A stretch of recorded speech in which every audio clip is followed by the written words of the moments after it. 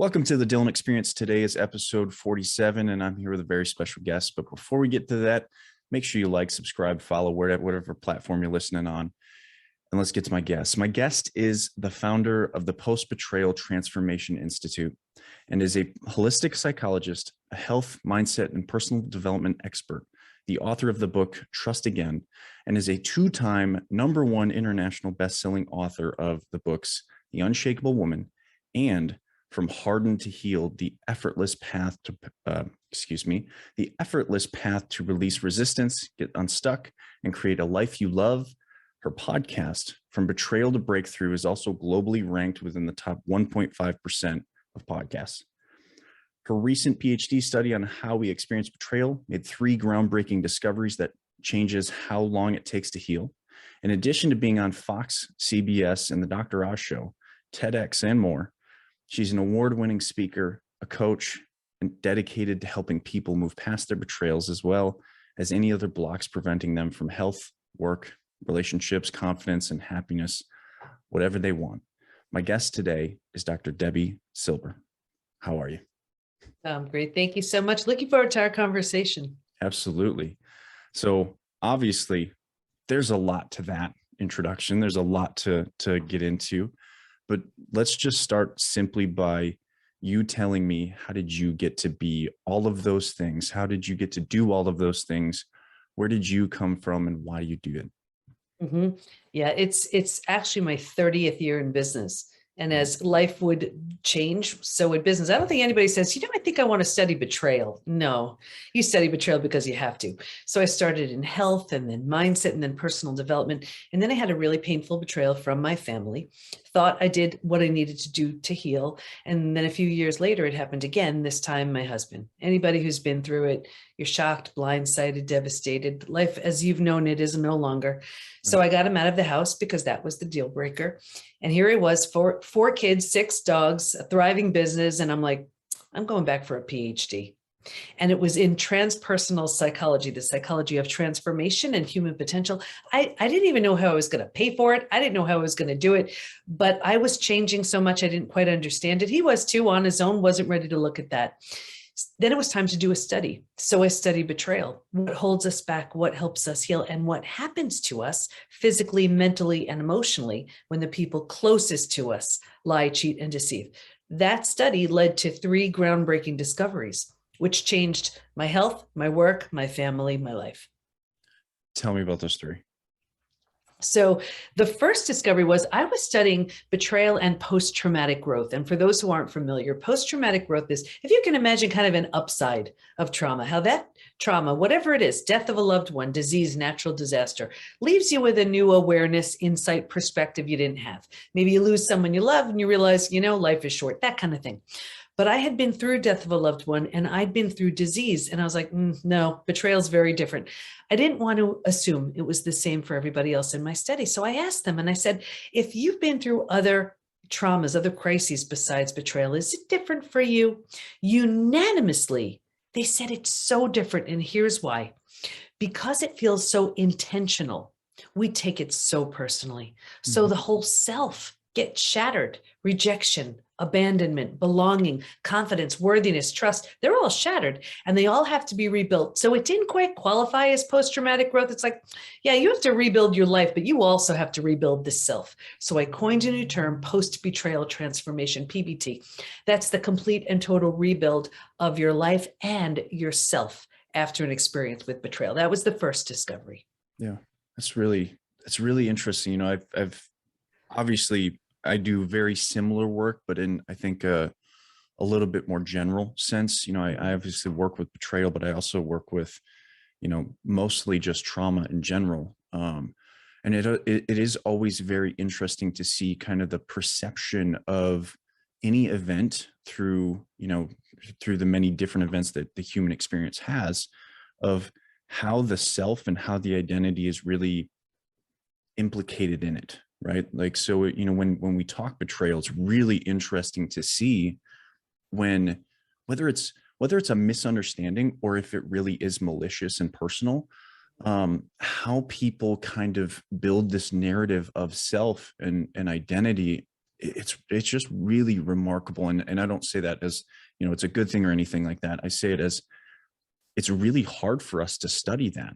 And so how did you study that? I'm curious. Yeah, that was it. And when you're doing a PhD study, you're looking for the holes. You're looking for what hasn't been researched. And certainly betrayal had been, and other things were, but the lived experience of someone walking through betrayal, the before, during, after, all of it, physical, mental, and emotional, that's what hadn't been studied. And I was like, you know what?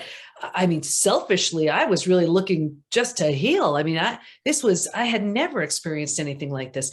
But in the back of my head, I remember saying, if I can do this, I'm taking everybody with me. It was just this kind of subconscious thing. So so that was the first discovery, which was exciting. The second and third were really exciting too. So the second discovery was that there's actually this collection of symptoms, physical, mental, and emotional, so common to betrayal, it's now known as post-betrayal syndrome. And we've had about 60,000 plus people on our site take our post-betrayal syndrome quiz to see to what extent they're struggling. A few things about that. The first thing is we've all been taught time heals all wounds. I have the proof when it comes to betrayal. That's not true. Right. There's a question on the quiz that says, is there anything else you'd like to share? And people write things like, my betrayal happened 35 years ago. I'm unwilling to trust. My betrayal happened 10 years ago. It feels like it happened yesterday. My betrayal happened 15 years ago. I feel gutted. So we know betrayal is a very different experience. Every few months I pull the stats from the quiz just to see where people land. Do you want me to share some? Absolutely. I was going to say, it would be really awkward and uncomfortable if you said no. Okay. So now imagine this is 60,000 plus people, men, women, every age, just about every country is represented. So 78% constantly revisit their experience. 81% feel a loss of personal power. 80% are hypervigilant. I mean, that's just exhausting. 94% deal with painful triggers. And those triggers can take you right down. Here are the most common physical symptoms. 71% have low energy, 68% have sleep issues, 63% have extreme fatigue, 47% have weight changes. Maybe in the beginning you can't hold food down. Later on, you're using food for comfort. 45% have digestive issues, and that's anything from Crohn's, IBS, diverticulitis, constipation, diarrhea, you name it. The most common mental symptoms, 78% are overwhelmed, 70% are walking around in a state of disbelief. 68% are unable to focus, 64% are in shock, 62% can't concentrate. So just imagine, you can't concentrate, you have a gut issue, you're exhausted, you still have to work. You still have to raise your kids. That's not even the emotional issues. Emotionally, 88% experience extreme sadness. 83% are very angry. And it is very common to bounce back and forth between those two emotions. Right. 82% feel hurt. 80% have anxiety. 79% are stressed. Just a few more. Here's why I wrote the book, Trust Again. 84% have an inability to trust. 67% prevent themselves from forming deep relationships because they're afraid of being hurt again. 82% find it hard to move forward. 90% want to move forward, but they don't know how. I'm interested if you've ever done any, all of that it's not surprising to me because of what I do, but I'm really curious as to like interactions within relationships of those people. Do you ever do any kind of studying of, are these people mostly focused on pleasing other people when they do find themselves in relationships? Like, how do these people kind of interact and, hold space within relationships, or do they not? I'm curious, do you have any statistics or even anecdotes about that? Yeah. And we see all of that. I mean, that's who comes into the PBT Institute.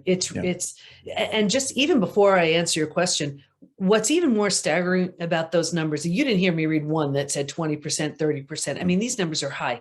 What's even crazier about that is these stats aren't necessarily from a recent betrayal. This is something that could have happened decades ago. Right. So think about it, here your boyfriend or girlfriend in high school or your parent when you were a kid did something hateful, harmful, hurtful. And here we are hypervigilant with that gut issue, exhausted because of something they may not even know, care, or even remember. Right. And look at how we're living our lives because of that. But to answer your question, I don't have a stat, but I see it playing out in so many different ways. One way is it definitely is the people pleaser. Well, when they assume that it must be them, then they go from relationship to relationship to relationship. The faces change, but it's the same thing. Or let's say they come from, let's say they have a narcissistic parent. It's very common to move into a relationship like that, not because it's good, just because it's familiar. We're like, oh, I know how that works. I get it. Yeah. So we see a lot of that. And I'll tell you, a repeat betrayal is one of the classic signs of an unhealed betrayal. And we see it in health, in work, in relationships. Like in relationships, I'll see it in one of two ways. The first way is that repeat betrayal.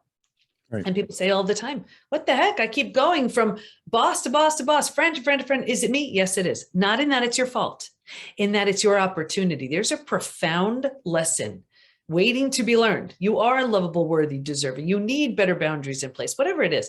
Until and unless you get that, you're going to have opportunities in the form of people to teach you. Or, you've seen it. The big wall goes up. Been there, done that. No one's getting near me again. We think it's coming from a place of strength. It's not. It's coming from fear. So classic signs of an unhealed betrayal. Just in relationships, we see it in that one way, those two ways.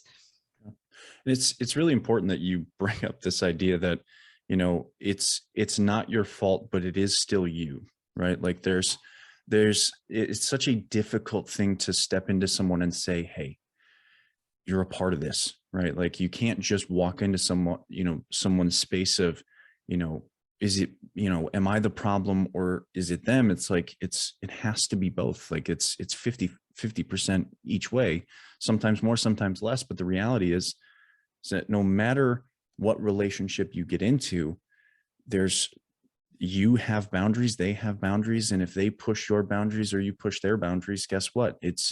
You both are people and you both are humans. And when you let humans walk over you, when you let humans push your boundaries, when you let humans, step into places they're not supposed to in terms of your personal space or your personal identity, that's your inability to hold space for yourself. And that becomes a big problem later on. So I'm curious about your books. So with like, I want to talk about From Hardened to Healed.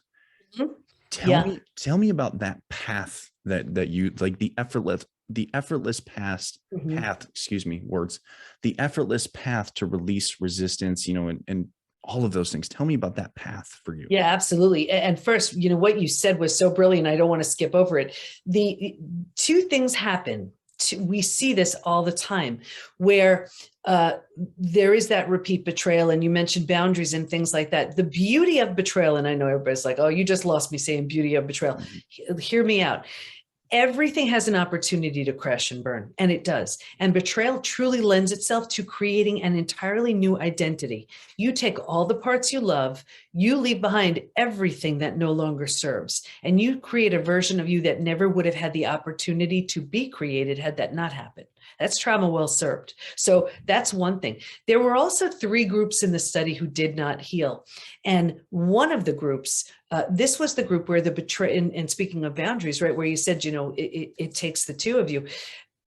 This was the group where the betrayer had very little consequences.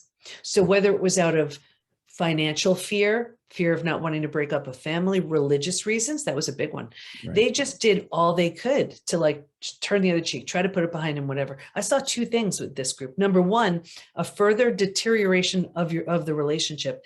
And number 2, this group by far was the most physically ill. Yeah. Your broken heart can't take that. But so many people are so afraid of the complete and utter death and destruction of the old. That is the only way you birth the new. And just to close the loop on my story, rebuilding is always a choice, whether you rebuild yourself and move on. That's what I did with my family. It wasn't an option to rebuild with them. Or if the situation lends itself, if you're willing, if you want to, you rebuild something entirely from the ground up new with the person who hurt you. And that's what I did with my husband. Not long ago, as 2 totally transformed people, we married each other again. New rings, new vows, new dress, and our 4 kids as our bridal party.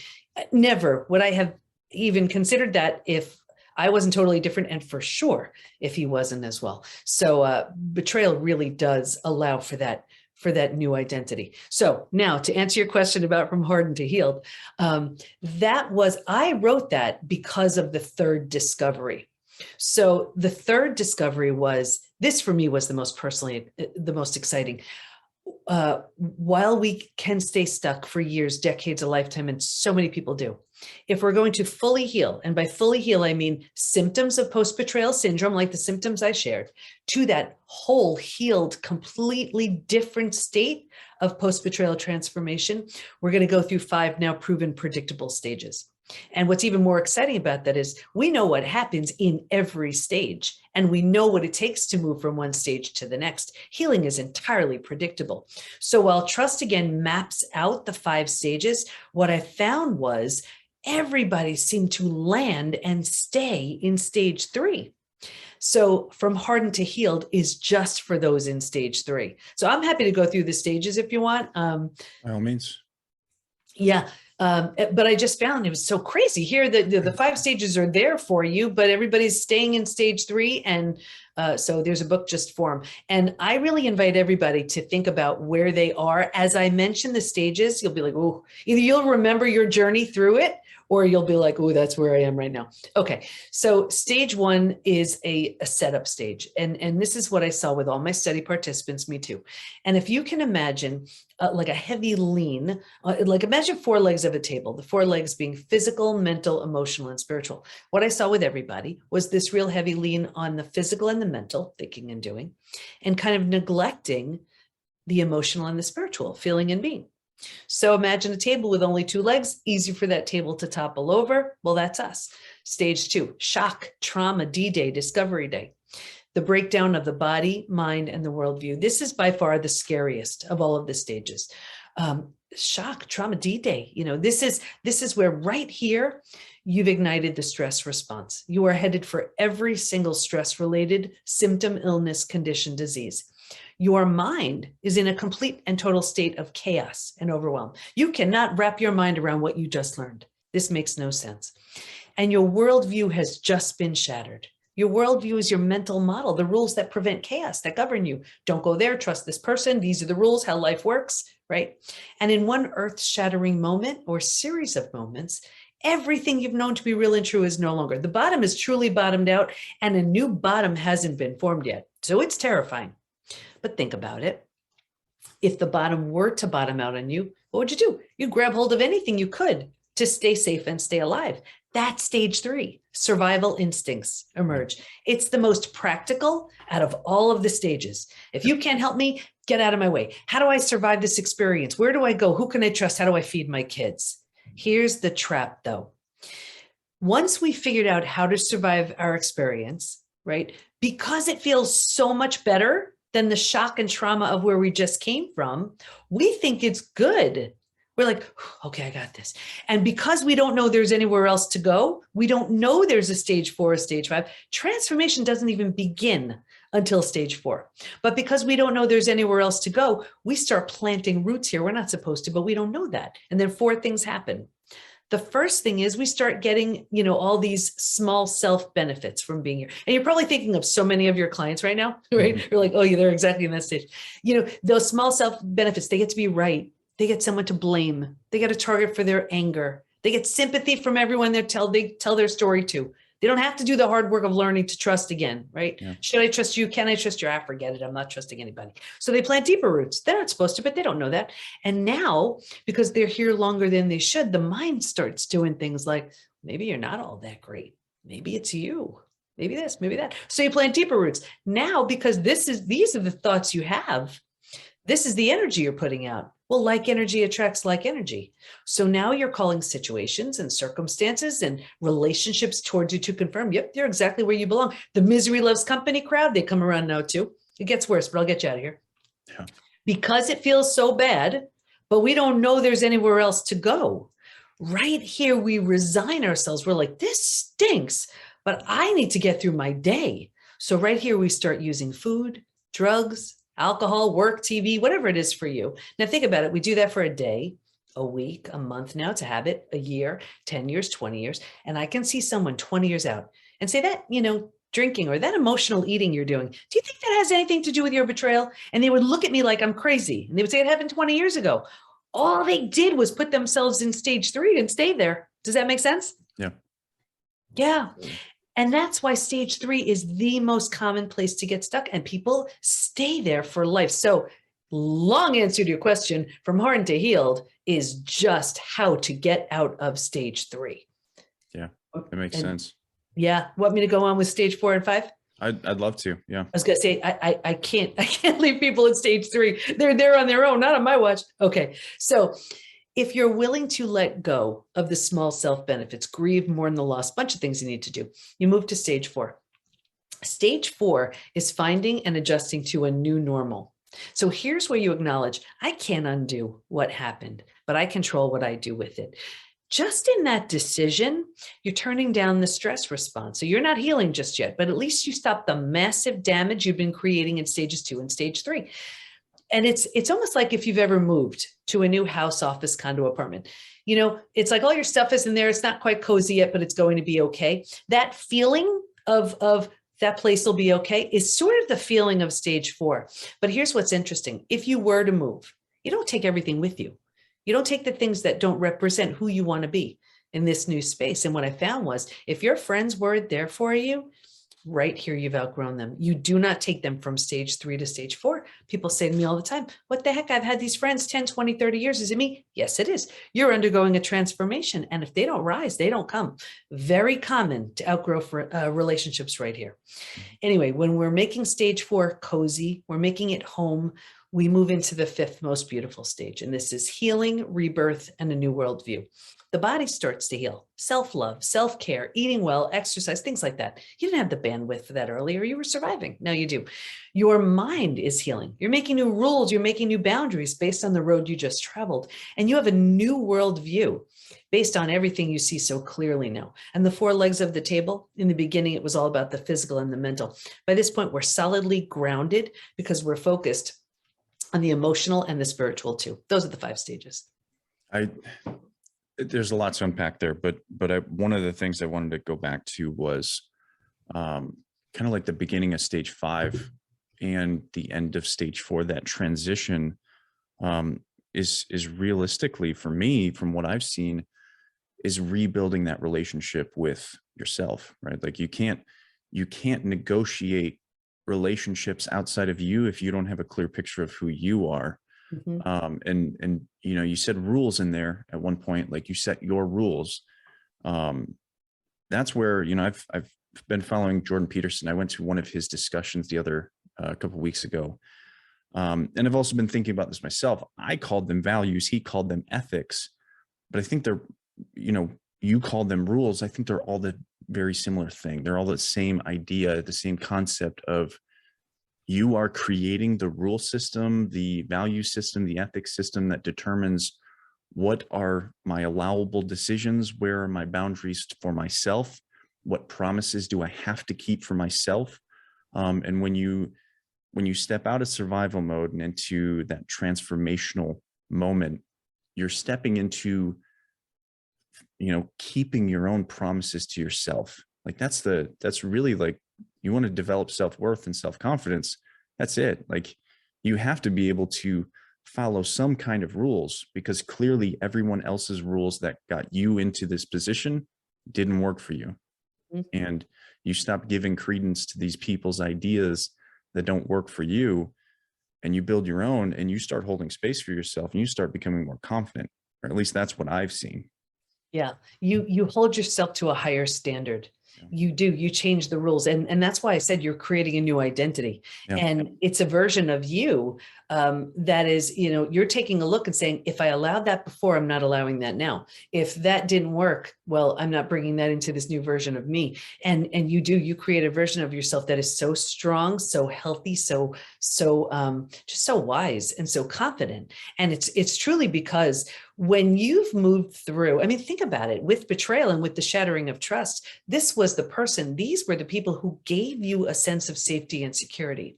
So when that's the very person, those are the very people to shatter that very sense of safety and security, it's traumatizing, right? So it's a lot to rebuild, and trust is so foundational.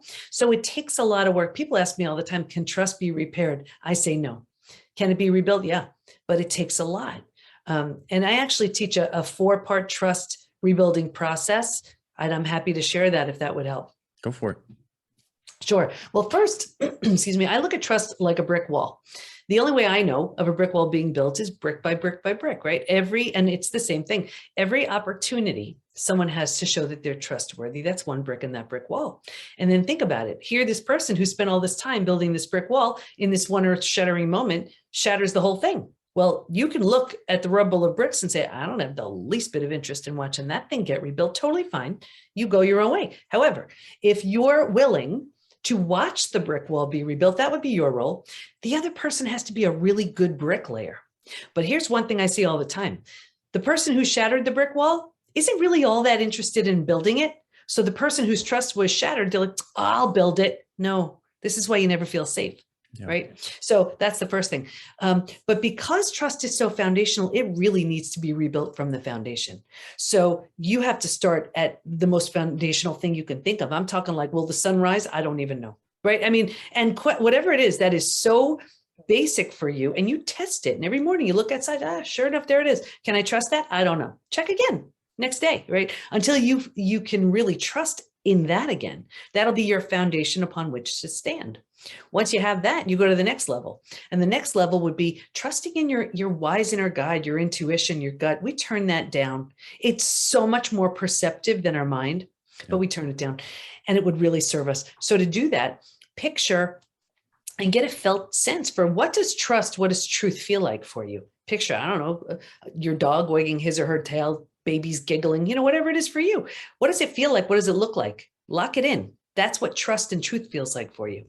And then, get that felt sense of what did D-Day, Discovery Day look like for you, feel like? When someone was lying and you knew it, what did that look like? What did that feel like? Where'd you feel it? How did it feel? Lock that in. That's what a lack of trust feels like. And now as you're going through your day, and you're interacting with people, which one does it feel closer to? And you want to look for congruency, where the thoughts, the actions, the behaviors, the mannerisms are all aligned. Do you ever see those people like their mouth is smiling, but their eyes aren't, and it's just weird and creepy? Like, trust that, right? Anyway, once you've built that a little bit, you kind of feel like you have these invisible bodyguards, right? So you have your foundation, you trust your gut. And now from there, you have to learn to trust yourself, which you talked about before, because self-trust is shattered. You don't trust the person who betrayed you. And then you're like, I'm a bright person. Where was I? How did I not see? How did I not know? So you don't trust yourself. You have to learn to trust yourself again. How do you do that? Give yourself little tasks and do them. I'm going to go to the gym, and then I do. I'm going to drink that glass of water, and then I do. I'm not going to call my ex, and then you don't. Whatever it is. And what you're teaching yourself is your word is law. You say something, you mean it. You're trustworthy.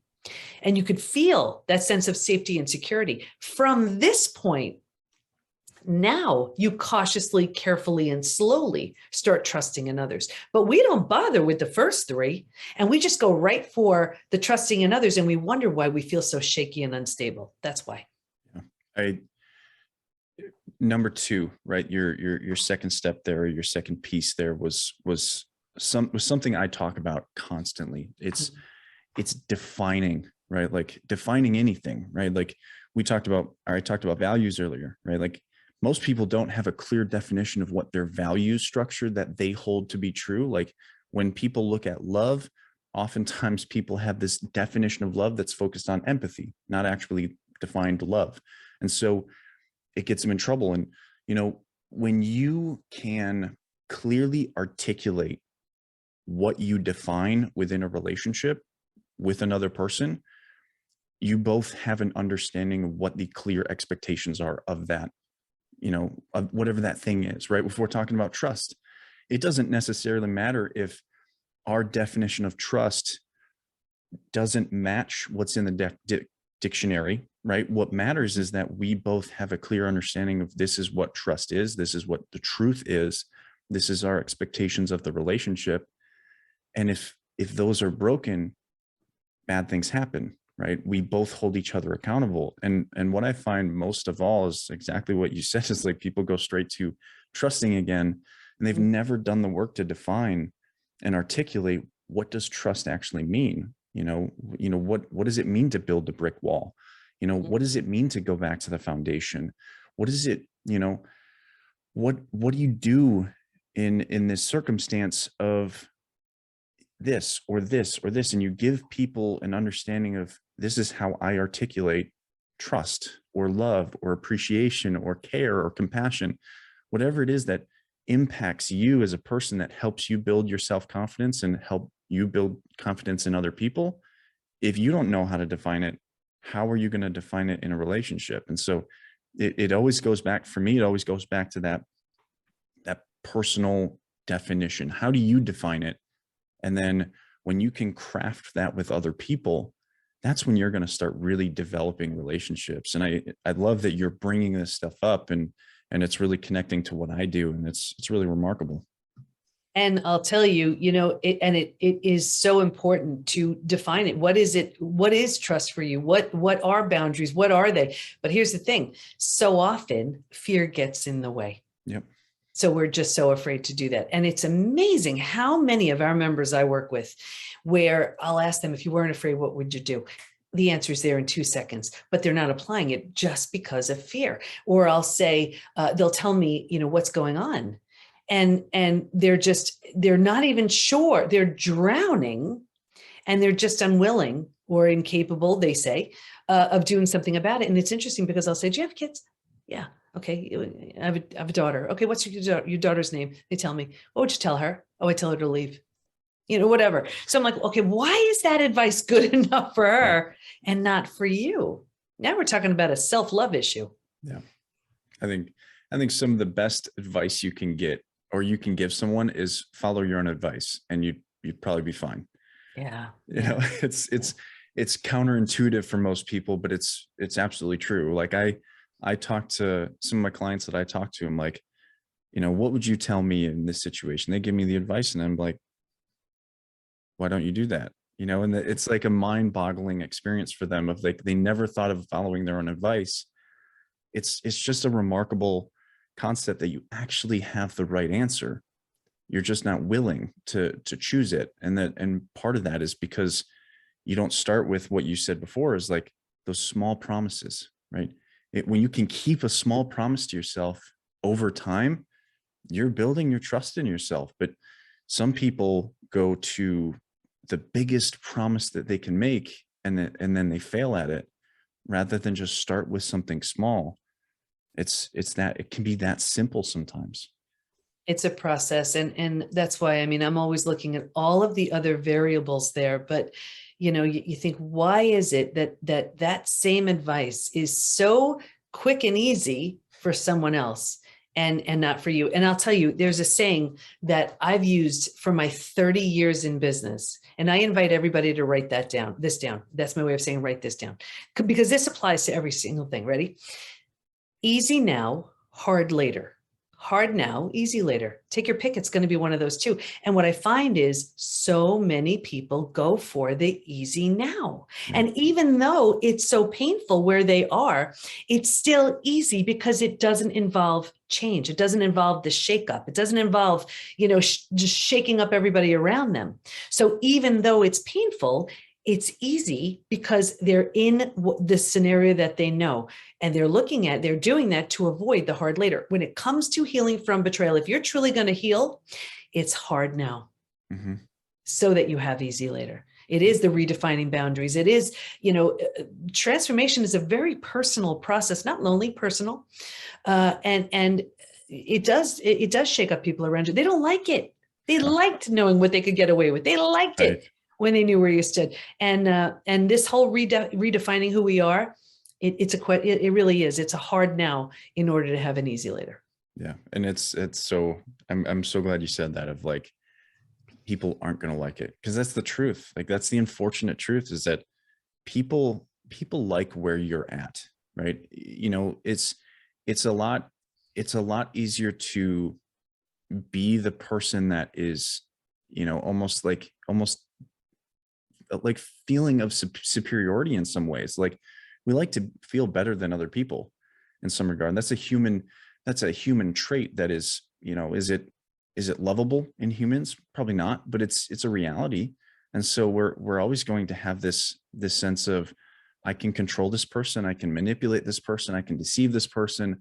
I can always be the support structure for this person. And certainly, like, I think we all have that capacity, to include myself, to include you, Debbie. Like, we do this sometimes. And, especially in business, it's hard for businesses to say, I can't always be, I can't always be the thing for you, right? Like, especially me, of like, I know that people probably come to me more than they need to, right? And I have a recognition of that, of like, I don't want to be that person that placates my client for the rest of their life if they don't actually need me. But here's the thing, it's not up to me, right? It has to be up to you. If you come to me and say, you know what, Dylan, I don't think I need this anymore, I think I'm transforming. Like, the first thing I'm going to be like, because I want to be a good businessman, but I also want to be a good human, is I'm going to be like, good, right? Like, thank you, right? Like, will I lose some income? Absolutely. Will I be okay with that? I'll figure it out, right? Because people always need help. Well, and I'll tell you, I don't believe you lose income that way, because in my 30 years of business, I've always had very high turnover and very high referral. Yeah. And I was like, well, that's a weird thing. What's going on there? And the truth is, from day one, I'm empowering them. And I even said, if you're, think about it, like, you see this with, let's say, a weight loss program. Oh, you could be a lifetime member. Who the heck wants to be a lifetime member of it, right? Don't you want to get your job done and be over it, over it? And so it's very interesting to me when someone says, oh, I've seen a therapist for, like, on the same topic for, decades. Well, who's that about right there? Right. It's one thing if it's very different things. Well, I'll tell you, we have so many people coming into the PBT Institute with therapy trauma. And one is for that reason, because the more they just regurgitate their story and go over it over and over, they're solidifying themselves right to that spot. If there was ever like cement keeping you in stage 3, that's it right there. The other thing too is, if that therapist isn't highly skilled in betrayal, it does more harm than good. We see that a lot too. So I'm a big believer in everybody has all the tools they need. They're pretty shaken up and they need tools and resources from someone like you, someone like me in the beginning, only until they trust themselves enough that they can do it on their own. And our intention really in the Institute is, they come in at stage 2 and 3, and then they move predictably to stage, 4, 5 and beyond. Then they're gone. That's the whole idea. That's for us. That means we're doing our job. Yeah. And there's always going to be, people are always going to cause problems. So there's always going to be, I think there's almost going to be more of a need for people like us, simply because as I think technology will take over more and more tasks, I think we will be relied upon less for meaningless tasks. And so more people will be in the help industry, the mental health help industry, than ever before, I think, in the future. At least that's kind of how I see it, especially with like the advent of social media has only made this more challenging, but also more connective, right? Like it's given me an opportunity to be a part of this space where I never would have had the opportunity before, right? If you went back 30 years, I don't know if I would have done what I did the way you might have done it, right? Because I'm different, right? But I've certainly built myself off of a platform like TikTok, as we talked before we actually jumped on this podcast. But it's going to be a vastly different experience going forward for people. But the thing is that the problems will always exist because humans are not, they're not always nice. They're not always kind. And so we're always going to have a job in some regard of like, betrayal is going to happen. And it's really important for people to start to understand what you're talking about here. And that, I thought the same thing about trauma when I first kind of stepped into this, of like, I see a lot of trauma therapy, traumatizing therapy, and people come to me and like, Dylan, in one session, you're telling me more and you're giving me more than 27 years of therapy. I've heard that multiple times. Whatever 27 years is, I've literally heard that number 3 or 4 times now. It's weird, but it's remarkable that at this point, we haven't figured out how to encompass this understanding that it's a lot more it's a lot more challenging to address these things than just becoming a therapist or becoming a coach and just saying, I can help you, because it's not that simple. You can't help people. You can only help people help themselves. And, that idea of self-reliance is really understated in therapy or coaching or whatever you want to call it. I think it's just a remarkably understudied idea in some regards. I have to say, if I were to say what's the most important word when it comes to healing, it's willingness. Yeah. That's really it. I mean, if someone is willing to be uncomfortable, willing to learn, something that is contradictory to what they may have been thinking, willing to just to get a little messy and uncomfortable, that's really it. And it was interesting because when I was doing the study, I assumed, you're not supposed to assume anything as a researcher. I was new at this. I thought, well, the ones who were the hardest hit would grow the least because they had the most to overcome. That had nothing to do with it. It was the ones who were willing, the ones who put their heads down and saying, I don't know what healing looks like, but I'm moving through this until I'm there. They blew the doors off of the others who were, the other three groups. And it was just so obvious how big of a factor willingness is. Yeah, it really is. My lesson was basically through TikTok of like, people would tag me in people that were in posts of people that were struggling. And I'd go to them and I'd say, if you need any help, come to me. Never. I would never get, it was, not to say that it was a call for attention or a call for support or anything like that, of just like, maybe I just want to put my story out there. What I found is that when I reached out to people that asked for help publicly and not personally, like they DM'd me, I never got a good response. Versus if I leave my schedule open, people come to me and there's good results there. There's people that take away, right? They pay that money and say, I am invested in this. Or if they even just invest time, like certain people where I've helped in the past just for free, when they learn how important it is to invest that time, invest that energy, invest that money, and they say, I'm going to do something about this, it's incredibly powerful, and you're absolutely right about willingness. Yeah. And I'll tell you, I'm giving away one of the questions on the post-betrayal syndrome quiz, but there is a question, how on a scale of 0 to 10, how important is healing to you? If I tell you, if not 90%, 95%, say 10. And I've had 60,000 plus people take that quiz. I don't have 60,000 people in the community. So although, and it's true on TikTok too. I mean, my following isn't nearly what yours is, but people will say, oh, this is the worst thing ever. I would do anything to heal. Okay. Well, I even have free resources, so many free resources. And I think, it's just, they have their story. They don't believe they can change. They've gone from betrayal to betrayal to betrayal. This is a way of life. They are terribly stuck in stage 3, and they've assumed, well, this is as good as it's going to get, so I better find a way to get used to it. And they don't move, they don't heal. You can't, I talked about this a long time ago, and on my own TikTok journey, you can't save everybody, right? Like that's one of the hard parts about, stepping into this profession of sorts, or this situation of where you are trying to help people see the problems that exist. Is that you can't get them to see all the problems that exist, because some people can't look at themselves. Some people don't have the ability to use that mirror to see their own issues or their own,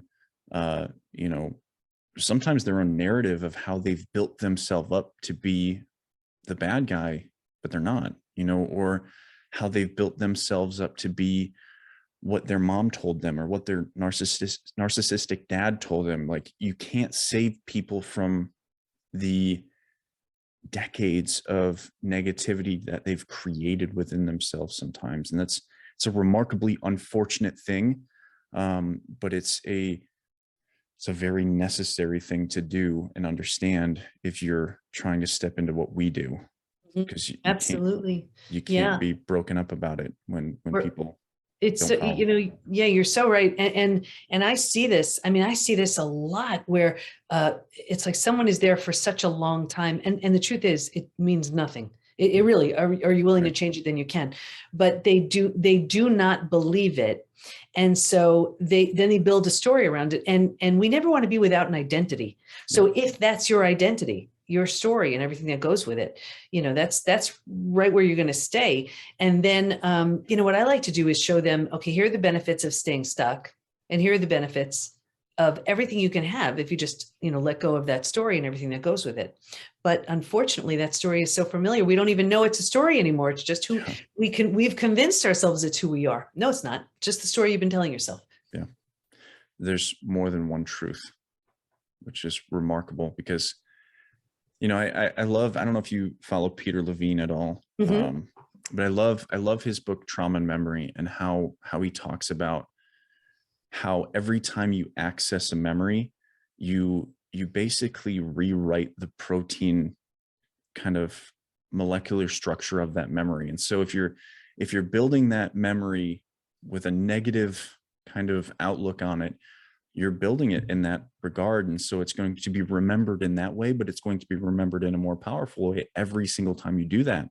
And so, I also kind of turn towards like Trevor Mawad's book, It Takes What It Takes, in this understanding of you can't go from reverse to drive, right? You have to go reverse, neutral, drive, right? And so if you can't not be negative, you can't be positive, just don't be negative, right? And so when you rewrite this narrative, when you rebuild this identity, just don't be negative, right? If you can be neutral, but just don't be negative, and just start clarifying, how can I look at this from just a realistic mindset, not a pessimistic or optimistic mindset? Understand, like, what happened in your story? What is the unbiased account of, if I don't know what happened here, I don't assume. I just see this is potentially what happened, but I don't assume that it is what happened. It's really important when you kind of start retelling stories that you understand how to actually do that, because I think a lot of people struggle with that. Well, it's the meaning we give it, right? And that's the thing. And there's a really important process that we do, and you may have heard the coherent narrative, right? That's where you take what had become your life story and you turn it into a pivotal chapter of your next story. And that's really where the transformation it begins, because now, see, if you do that too early, there's no chance someone's even willing to sit down and do that work. But later on, when you are a bit more willing, you even look at the benefit of why that happened. Now, if I say the benefit of your betrayal too early, someone's going to just, think I'm totally nuts and that's it. But later on, you're more willing. So it's definitely at certain stages, at certain places, you're more willing to do that kind of work. But it is, I don't know, just what I've seen. Betrayal is, it's such a brutal experience, and the most transformative work you'll ever do. Absolutely. I absolutely agree. It's hard to argue with any of that at this point. So I'm curious, when you kind of dig into your own relationship with your husband, I'm kind of going way back a little bit in this conversation. I'm curious, because I know a lot of people struggle with this. How did you know, or maybe not even know, but how did you allow your husband to come back into your life and kind of rebuild a relationship? What were the things that were kind of your standards, right? Obviously there was betrayal there. And so how did you kind of allow that to become a possibility again? Because that's incredibly hard for people. And so what were your kind of tips? What are your tricks? What are your, what are your secrets? Or even what are you still struggling with in terms of that? Sure. Well, and I'll tell you, I've lost loved ones. I've been in the ICU for 11 days. That was the hardest thing I've ever done, was rebuild something new with him. Well, so as I mentioned, that was the deal breaker. I think on his side, he transformed to the level that he did because he was the one who told our kids, if anything is going to have you wake up and realize what matters, it's losing everyone that matters. When you have your 4 teenagers looking at you like, you did what to mom? Talk about a wake-up call. So, within days, he was already, the kids were telling me he's so different and whatever. But I mean, I knew I had to deal with him because of the kids, but my criteria list of just who I wanted just in a friend, I mean, all of it, it was just, I started building this whole list. But the truth is, my only interest was really heal. I wanted to heal, and I needed to take care of, my kids and my clients. I mean, that was it. He was not a concern. And because what happens is, if you're so committed to that other person and you start healing, so often you sabotage yourself because you don't want to outgrow that other person. And that was it. I mean, I looked at it like he sabotaged the marriage with his actions. So that wasn't a factor anymore. So now it was all about me healing. But I was thinking, for me to even be friends with someone or just want to have a relationship with anybody, what would I want? And I really did. I created this sort of criteria list. And I remember even really early on, what can I read? What can I do? And it was interesting because my number one thing was spirituality. And I had become very spiritual over the last 10 years. And, before all this happened, he would make fun of it and, kind of mock it. And then, and he took to it, and, he has an extreme personality. He took to it like nothing I've ever seen. I mean, he was playing like Wayne Dyer DVDs in the car whenever the kids were with him. I mean, he was going in New York City on the weekends and sitting with the homeless. He got trained in hospice to sit, to sit with them. I mean, he took it to a whole other level. And we just started a friendship. I mean, I was really careful, really cautious. My intention was just me and the kids. That was it. I mean, I had no interest or idea in a relationship with him again.